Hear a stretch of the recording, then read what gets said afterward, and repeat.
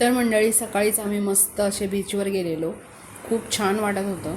त्यानंतर आम्ही रूमवर आलो आणि त्यांनाच आम्ही नाश्त्याची पण ऑर्डर दिली होती. नाश्त्याला आम्ही मागवले होते घावण आणि चटणी आणि कांदा पोहे. आईचं पण आवरून झालं आहे. आई नव्हती आली बीचवर, आम्हीच गेलेलो, तारिका, मी आणि हे.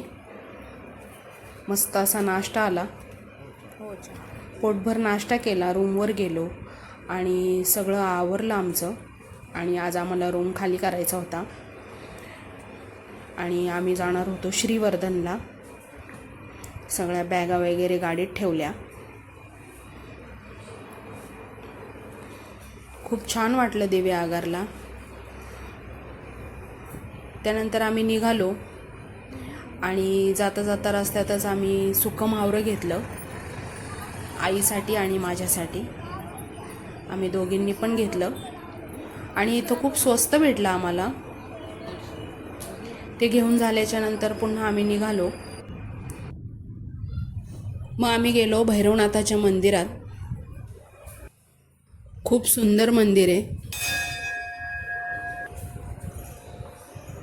मस्त दर्शन घेतले.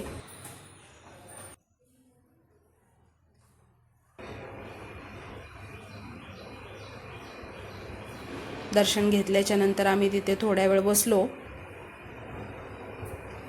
आणि निघालो श्रीवर्धनला. श्रीवर्धनला पोहोचल्यावर आम्हाला काही तिथे जास्त वेळ थांबता नाही आलं, कारण की आज आमचा पुण्याचा प्रवास होता, आम्हाला निघायचं होतं. त्यामुळं आम्ही थोडाच वेळ तिथे थांबलो. आई म्हटली मला घोडागाडीत बसायचं आहे. म्हटलं चल. मग आम्ही मस्तपैकी सगळेजण घोडागाडीत बसलो.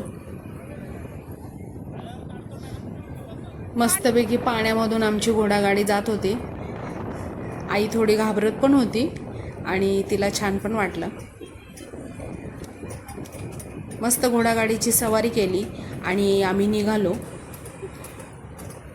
तर चला मंडळी, भेटू नेक्स्ट मिनी ब्लॉगमध्ये. तोपर्यंत बाय बाय.